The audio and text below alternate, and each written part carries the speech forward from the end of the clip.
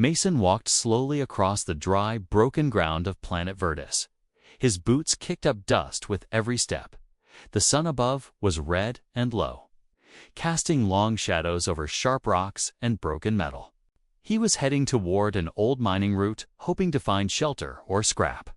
It had been a quiet day, so far too quiet that usually meant trouble, and trouble always found him sooner or later. Suddenly, he heard a noise, a soft cry, like someone calling out in fear. Mason stopped and listened, his hands slowly moving toward the weapon on his belt. Then came a louder voice, shaky but clear. "She's trapped. Please help my mom, human." From behind a dead bush, a small figure ran toward him. It was a child, no, not human, an alien boy with pale green skin, large black eyes, and thin arms covered in dust and tiny scratches. His clothes were torn, his hands shaking as he clutched Mason's leg. "Please," the boy begged. "They'll come back soon. You have to help her." Mason knelt down, confused but alert. "Slow down, kid," he said. "Who's trapped? What happened?" "My mom," the boy cried, pointing behind him. "She's stuck in the rocks. She saved me, but got caught." Mason's heart pulled tight in his chest. He didn't know this species, didn't know this world very well either. But a mother was a mother, and a kid was a kid. He looked into the boy's scared eyes and nodded. "Take me to her," he said. The boy turned and ran, Mason following closely. They passed broken fences and shattered tech.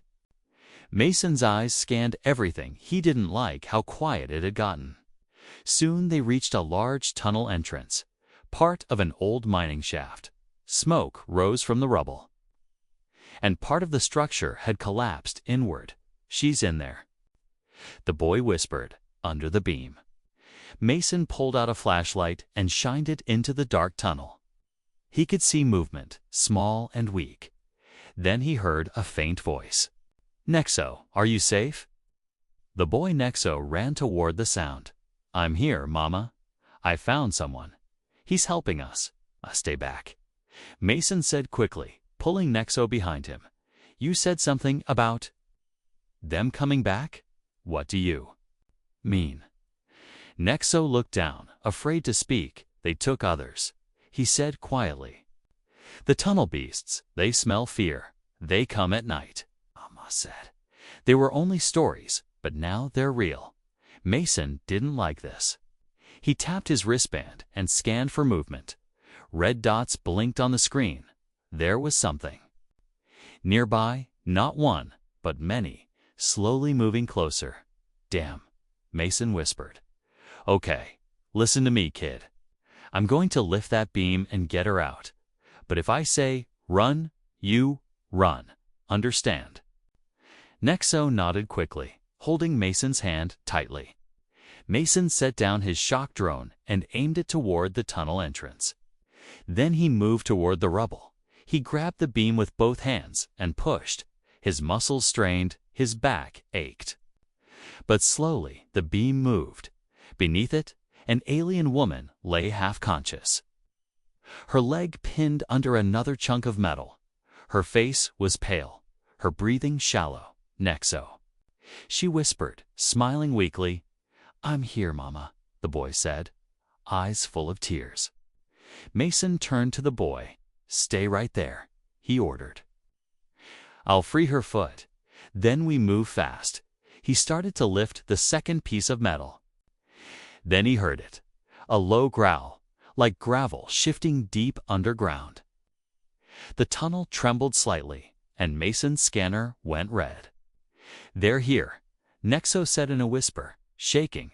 Mason looked at the shadows deeper in the tunnel. Shapes began to form, long bodies, multiple legs, eyes that glowed faintly. "Tunnel beasts, real, fast, hungry, no time," Mason said, pulling the boy close. He activated the drone. It flew forward and lit up with sparks, hovering like a shield. "Stay behind me," he told Nexo. Grabbing the boy and lifting him in one arm, he looked back once at the trapped mother. "I promise I'll come back." he said. Then he ran up the tunnel, past old crates and burned signs. The beasts hissed and followed, but the drone shocked them back. Nexo clung to Mason's shirt, sobbing. Behind them, the tunnel shook again. Louder, the beasts were angry. Now, they reached the open land. And Mason dove behind a broken wall. He set Nexo down and aimed his blaster. "Stay down," he told the boy. The beasts stopped at the edge of the light, watching, waiting. Mason stared back. He was coming back for her, no matter what. Mason kept his blaster raised, eyes locked on the tunnel entrance. The beasts didn't come out. They just stood there in the darkness, their glowing eyes like cold fire. He didn't know why they stopped, but he didn't trust it. The drone floated beside him, its energy core nearly drained. He didn't have much time. Beside him, Nexo clutched his side, still crying softly. "My mom is still in there," the boy whispered. Mason looked down at the child and nodded. "I know, kid," I said. "I'd go backhand. I will. But we need a plan." Mason checked his gear. Only one power cell left, some charges, and 2 flares. No backup. No COM signal strong enough for a full rescue. He looked at the map on his wrist device. The tunnel was part of an old mining network abandoned years ago. That meant hidden paths, maybe even another way in. "Come on," Mason said, standing. "We need higher ground." He lifted Nexo and climbed a nearby slope. From there, he saw the broken ridge above the tunnel and a narrow vent pipe leading down. "If I can sneak in from there, maybe I can avoid the main den," he said. More to himself, Nexo just looked at him with wide eyes, full of hope. Mason placed the boy in the hollow of a rock and handed him a small beacon. "If I don't come back in 1 hour, press this," he said. "It'll call anyone nearby, just in case." "You are coming back," Nexo said firmly. Mason gave a small smile. "Yeah, I am." He climbed toward the vent, hands gripping old metal and stone. The pipe was rusted, but it held. Mason slipped inside, crawling through darkness. His flashlight flickered, but stayed on. He breathed slowly, trying not to make noise. Any sound might bring those things. The tunnel below opened up into a cavern.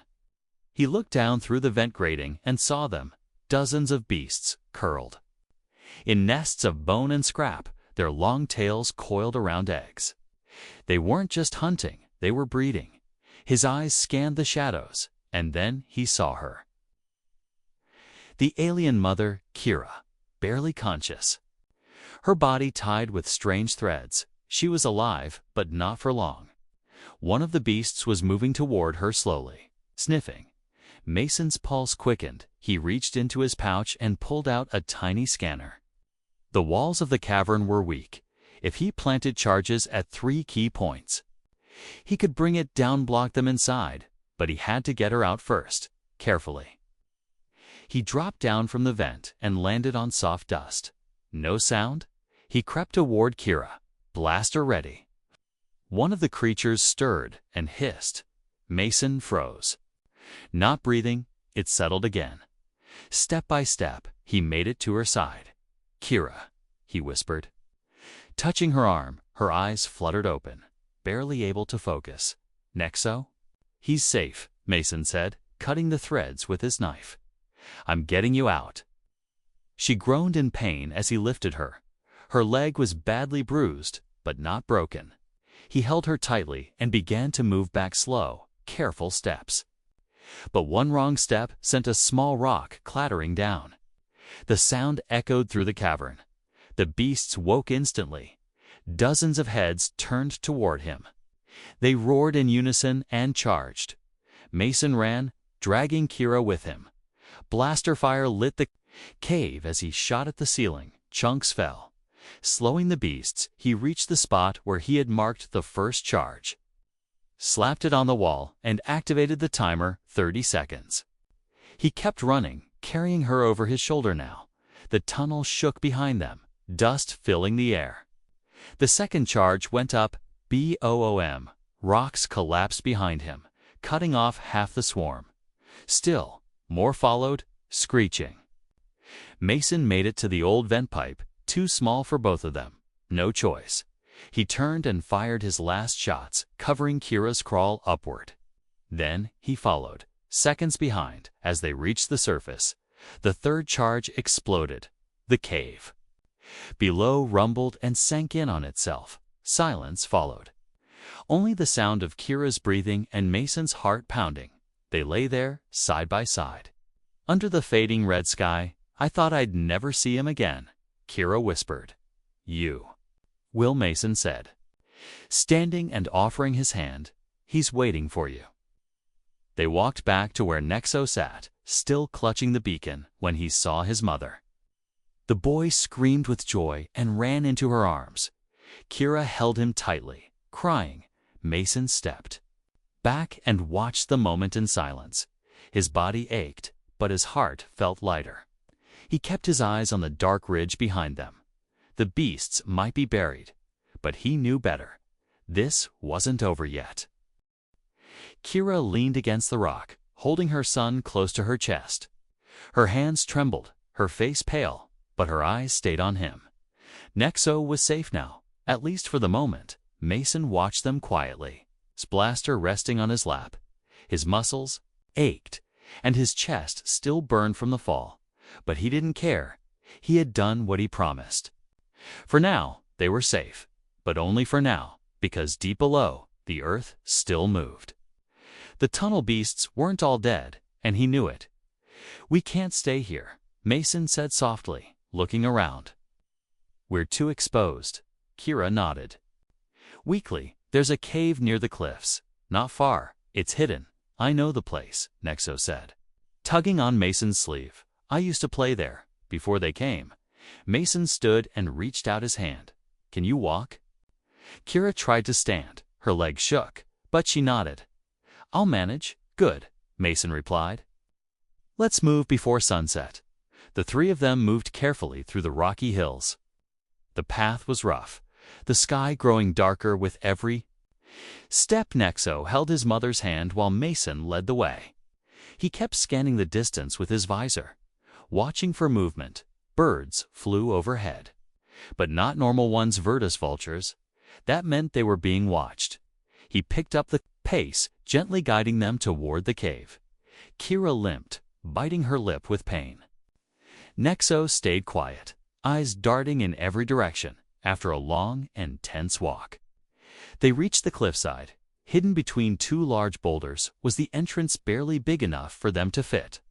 Mason ducked inside first, scanning it with his light. It was dry, safe, and had only one entrance. Perfect, for now.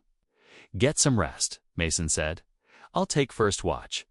Kira laid down on the smooth stone floor. Pulling Nexo beside her, she looked up at Mason, her voice low. You could have left us, but you didn't. Yeah, well, Mason said, adjusting his gear. The kid screamed pretty loud. She smiled weakly. You're not like most humans I've met. I get that a lot, he muttered, sitting near the entrance. The cave was dark, but peaceful. For the first time in days, Nexo fell asleep without crying. Kira, too. Her breathing slow and steady, but Mason stayed awake. His eyes watched the stars through the small opening in the rocks. He thought about his own family. Long gone now, a war had taken them, and since then, he had wandered across stars, looking for something, maybe peace, maybe purpose, or maybe just a reason not to give up. A sound broke the silence, soft, like dirt shifting. Mason didn't move right away. He listened first. Another sound, then a faint scraping. He turned on his scanner, 3 red dots moving nearby. They had found them again. He stood quietly and walked to Kira, shaking her shoulder. Gently, wake up, he whispered. They're coming. Kira sat up quickly, grabbing Nexo. Mason handed her a flare and a knife. Stay behind me. Protect your boy.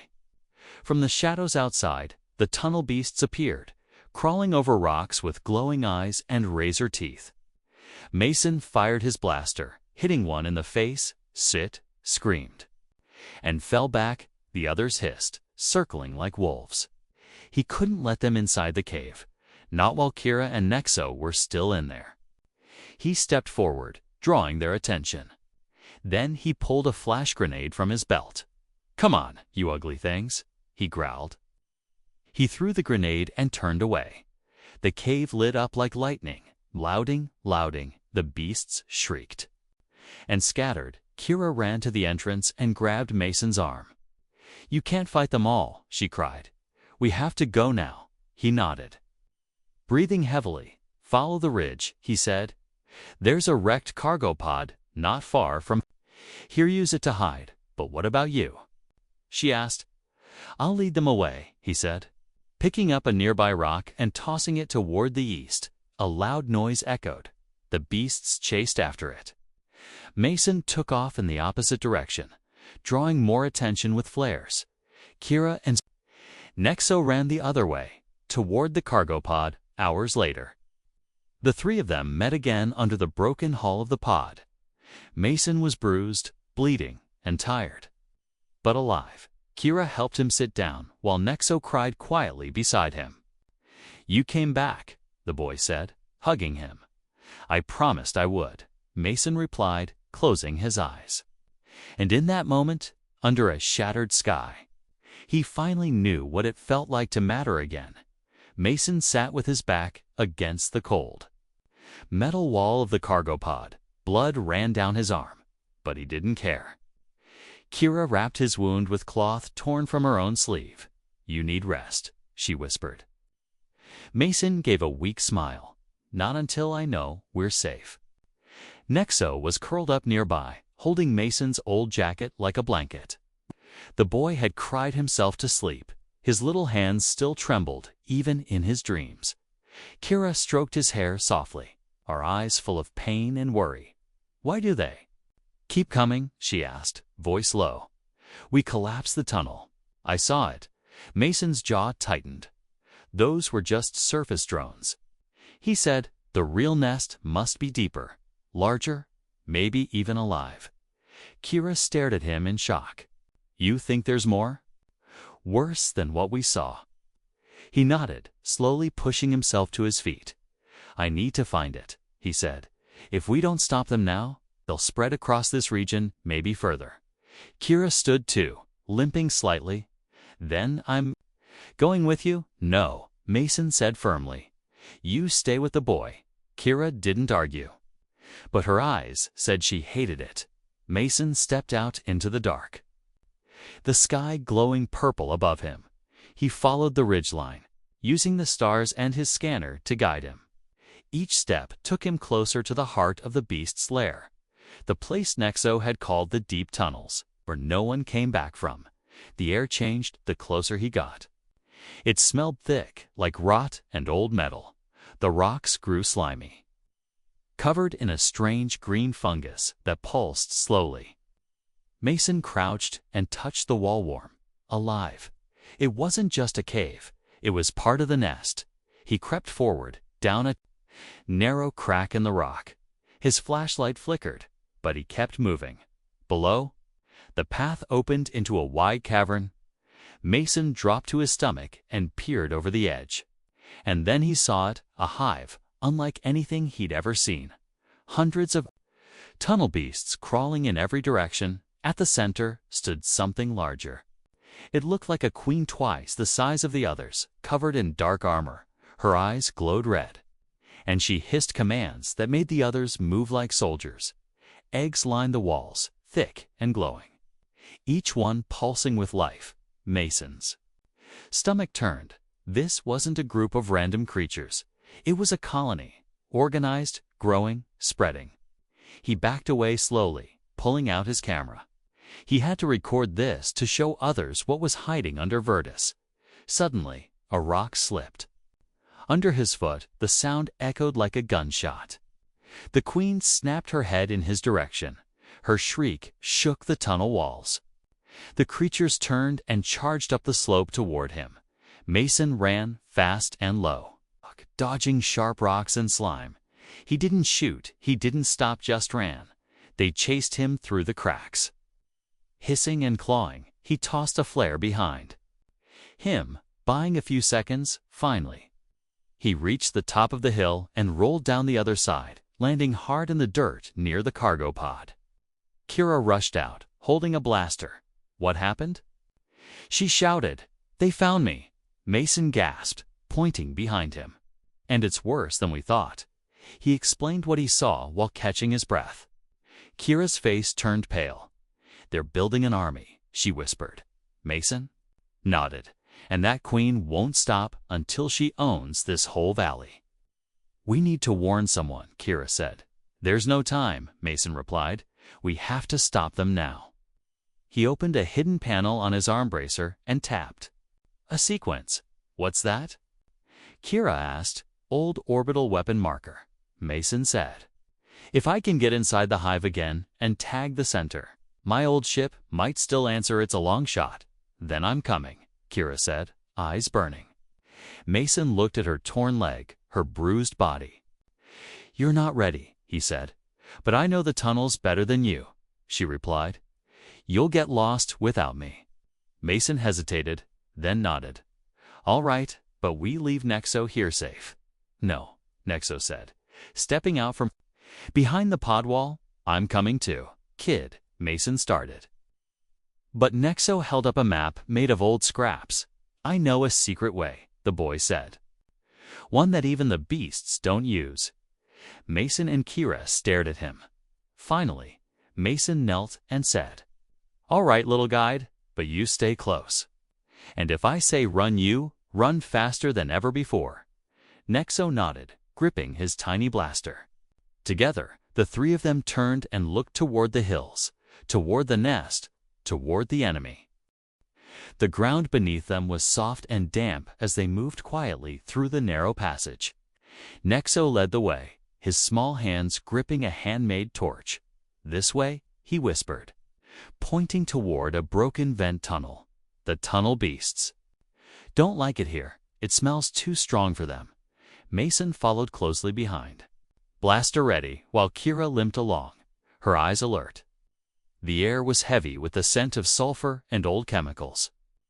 The walls of the tunnel were cracked, showing veins of glowing green liquid deep inside the rock, whatever caused the hive to grow. It started here, after crawling for nearly 20 minutes. They reached a metal grate. Through it, they saw the hive again, massive and alive. This time, they were above it, looking down on the queen from a narrow cliff carved into the wall. Kira gasped, holding Nexo tightly. Hundreds of beasts moved below, but the queen stood still, guarding a large egg glowing brighter than the others. "That must be the heart," Mason said softly. "If we hit it, everything might collapse." He pulled out a small beacon, shaped like a flat disc with blinking red lights. "This is the marker," he told them. "Once I place it, my old ship will detect the signal and fire down one clean strike. And if it doesn't?" Kira asked. Mason looked down at the army of beasts. "Then we run." "Fast," Kira touched his arm. "Let me go with you." He shook his head. "No, you both stay here. This path is narrow, and I need to move fast." He handed her his backup pistol and gave Nexo a reassuring smile. "Protect your mom, little warrior," he said. "I will," Nexo whispered, gripping the gun with both hands. Mason took a deep breath and dropped quietly onto a lower ledge. He moved like a shadow, weaving between sharp rocks and broken hive structures. His heart pounded with every step. One wrong move, one loud breath, and the whole hive would wake up. Closer and closer he got to the glowing egg. The queen shifted slightly, sniffing the air. Mason froze behind a tall nest, holding his breath. Then she turned away. He took the chance and rushed forward. He reached the egg, placed the beacon on the ground beside it, and activated it. A low hum began. Barely noticeable, Mason smiled, turned around and locked eyes with one of the tunnel beasts. The creature hissed and shrieked, alerting the others. The queen raised her head and roared. Shaking the walls, Mason ran, firing his blaster behind him. Beasts poured out of the tunnels, chasing him in a wave of legs and teeth. He jumped onto the rocks, grabbing a broken chain to swing upward. He climbed quickly, his boots slipping. Above him, Kira and Nexo screamed his name. Here! Kira shouted, reaching down. Mason jumped and grabbed her hand, together. They pulled until he rolled back onto the ledge. They saw me, he gasped. I think they saw all of us now. The queen screeched again, and the entire cavern began to rumble. We have to go. Kira shouted. They ran through the narrow passage. Beasts crashing into the walls behind them. Rocks fell from the ceiling, dust filling the air. One of the beasts squeezed through and grabbed Mason's leg, pulling him back. Nexo screamed, picked up a sharp piece of metal, and stabbed the beast's eye. It let go, howling. Mason fired twice, then pulled the boy close. Good job, little warrior, he said. But keep running. They stumbled into the open air just as the skies darkened. The clouds above swirled, reacting to the beacon's call. Kira looked up, eyes wide. Is that your ship? Mason nodded. A beam of white light shot from the clouds, hitting the beacon's location with deadly precision. The explosion shook the ground like an earthquake. The entire hill collapsed into itself, rocks and fire swallowing the nest. They dropped to the ground, covering their heads. A wave of heat passed over them, followed by silence. Then, nothing. The noise was gone. The sky cleared, and the hive was gone. Mason sat up slowly, coughing. Kira was beside him, holding Nexo tight. We made it, she said, tears in her eyes. Mason looked at the burning crater where the hive used to be and nodded. Yeah, we did. Suddenly, his wrist device beeped, a signal his ship had confirmed the kill. He showed it to Kira and smiled. Clean hit. The nest is gone. She stared at him, amazed. You risked everything for us. I made a promise to the kid, he said, looking at Nexo. And I keep my promises. They sat there in silence for a while, the stars slowly appearing above them. For the first time in days, the world felt still, safe. But deep in Mason's mind, one question remained. If there was one queen here, could there be more elsewhere? Night had fully fallen across the hills of Verdus. Stars sparkled above like dust scattered across black glass. The fire Mason had built inside the wrecked cargo pod burned gently. Soft orange light flickered across their tired faces. For the first time in what felt like forever, the tunnel was silent. No growls, no shifting earth, no glowing eyes. Kira sat on a folded blanket, her arm around Nexo, who was finally asleep again. His small head rested on her lap, peaceful at last. She brushed the hair from his face and looked at Mason, who sat across the fire, sharpening his blade. You don't talk much, Kira said gently. Mason shrugged without looking up. Not much to say. You saved us more than once, she said. You've been hurt. Hunted, nearly killed, still breathing, he replied. She smiled, though her eyes were heavy with pain. There's a reason behind all this, she said. You don't just help strangers for nothing. Mason paused, the sharpening stone still in his hand. He stared into the flames. The blade forgotten for a moment. There was a girl, he said slowly. Kira stayed silent, letting him speak. She was my daughter, he continued, voice low, bright eyes, always laughing, even during the war. Kira's expression softened. What happened? She was taken, Mason said. During a raid, enemy forces stormed our outpost.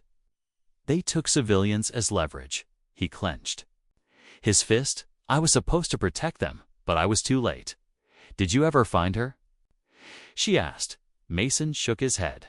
No, he whispered. Only her necklace. Buried in rubble months later, the fire crackled between them. Kira placed her hand over his.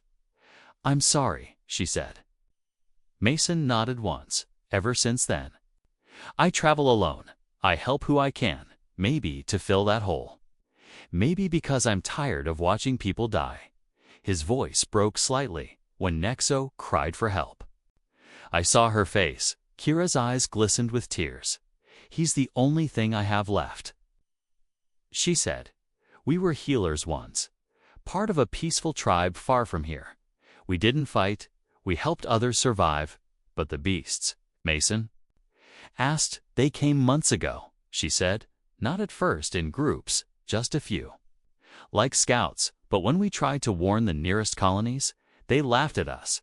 They said we were making up ghost stories. She continued, bitterness in her tone. One night, the queen came. And everything changed. They swarmed our homes, crushed our walls, devoured our people. Kira looked down at her sleeping son. We barely escaped, hid underground, hoping anyone would hear us. Mason leaned forward, and the queen. She spoke, didn't she? Kira nodded slowly, not with words, she said, but I felt her thoughts. She wasn't just a beast. She was old, intelligent, like a general commanding an army. Mason said, worse, Kira whispered, like a queen dreaming of an empire. A chill passed between them, despite the fire. Do you think it's over? She asked. Mason looked toward the crater in the distance, where the hive once stood.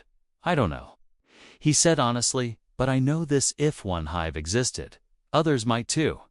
Kira looked at him carefully. You have a ship, don't you? I did, he said. It's old, orbiting above the planet, mostly dormant. But it still listens when I call, and if there are more nests. She asked. I'll find them, he replied, without hesitation. This planet doesn't deserve to die in silence. She reached into her bag and pulled out a small, glowing stone.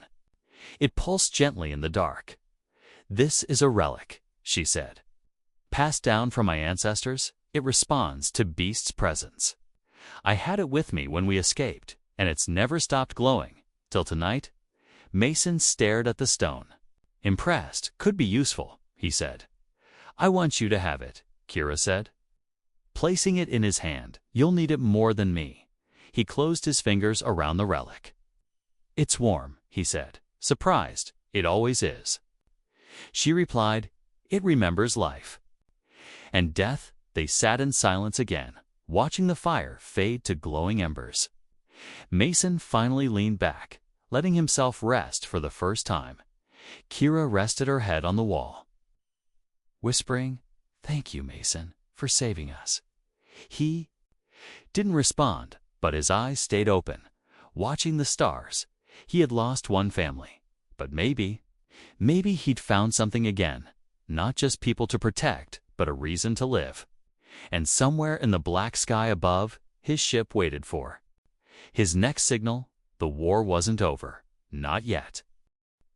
The next morning came with a strange silence. The wind moved gently across the hills of Virtus, brushing against the crater where the hive once stood. The ground was still, the sky clear, and for the first time in weeks, no growls echoed from the earth. But Mason didn't relax. He stood at the edge of the pod wreckage, watching the horizon. Something didn't feel right. Behind him, Kira packed supplies while Nexo helped organize tools. They had slept for only a few hours, too afraid to close their eyes for long. The glowing relic now sat in Mason's palm. It was dimmer than before, but still warm, and then it pulsed. Kira noticed it first. Her eyes narrowing. It's glowing again, she whispered. Mason nodded, staring at it. That means something's moving, he said. Maybe not close, but alive. Nexo's voice trembled as he asked, I thought you destroyed the hive. I did, Mason answered. But what if some of the creatures weren't inside? What if they were out, spreading? Kira stood quickly, her face pale. If they left eggs somewhere else, another queen might rise. Mason looked at her and then at the sky. I need to go up, he said, to my ship, get a full scan of the planet, maybe even the nearby moons.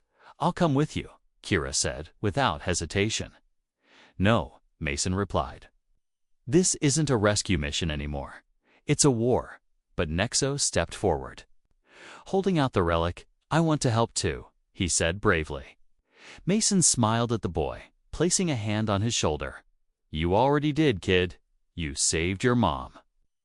And you saved me. He activated his wrist control and sent a call to the ship above. A blue light appeared in the sky, and minutes later, a sleek, black shuttle descended quietly. The ramp opened with a hiss, and Mason turned to face them. I'll be back, he said. You'd better be, Kira replied with a soft smile. Nexo waved as Mason stepped inside. The ship lifted silently, rising above the clouds inside. Mason walked through the narrow halls of metal and flickering lights. The ship, named Vigilant, had been with him through dozens of battles. Now it was time to ask it for one more. He entered the command deck and placed the relic on the scanner. Begin sweep of planetary surface, he ordered. Search for matching biosignatures. The ship scanned slowly, sending out pulses through the atmosphere. Then, it beeped. Mason looked at the screen. A red mark blinked in the northern hemisphere. Deep inside an old forest, another hive. Estimated time to full growth 6 days, the computer said. Mason clenched his fist. They're rebuilding. Already, he sent a message down to Kira. There's another one. Her reply came quickly. Then we stop it together. Mason smiled slightly. No, not this time, he said to himself. He activated the ship's weapons and adjusted course. We're going to burn it before it hatches. But as the ship neared the forest zone, Mason's scanner beeped again. More red dots. Not just one hive, 3.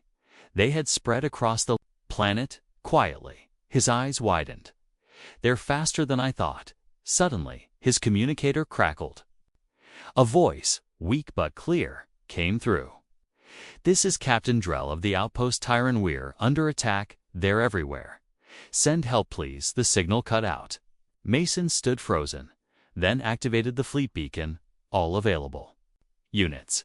This is Captain Mason Hayes. I am initiating emergency protocol. Virtus is compromised.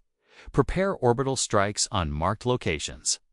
The ship responded, charging weapons and mapping targets. Then Mason saw it's something moving. Below the trees, a new queen, larger than before, with wings and a bone crown. She looked up at the ship and smiled. Mason's eyes widened. She sees me, he whispered. The queen raised her hands, summoning beasts from the ground. Hundreds, thousands, forming a wall of horror across the forest. This was not survival anymore. This was invasion. Fire. Now, Mason commanded. The ship released waves of burning light. Blasting the hives one by one, Mason watched as the forest lit up. Explosions shaking the earth below, the queen roared. But her scream was lost in the flames, back on the surface. Kira and Nexo watched the skies turn red. The hills rumbled, but they didn't run. They knew Mason was up there, fighting for them. When the fire faded, the scanners went quiet. No red dots remained. The relic in Kira's hand turned cold. Nexo looked up and whispered, "Did he win?" Moments later, the shuttle returned, landing softly near them. The door opened, and Mason stepped out. Bruised, tired, but alive. Nexo ran to him. "You're back." Mason smiled and knelt down. "I told you, didn't I?" Kira walked over, eyes full of tears. "Is it over?" "For now," Mason replied. "But they'll come again. Then we'll be ready," she said. Mason looked at the boy, the woman, and the broken planet beneath them. He had come here a wanderer, but now he had a mission. The war had started, and he wouldn't run from it anymore.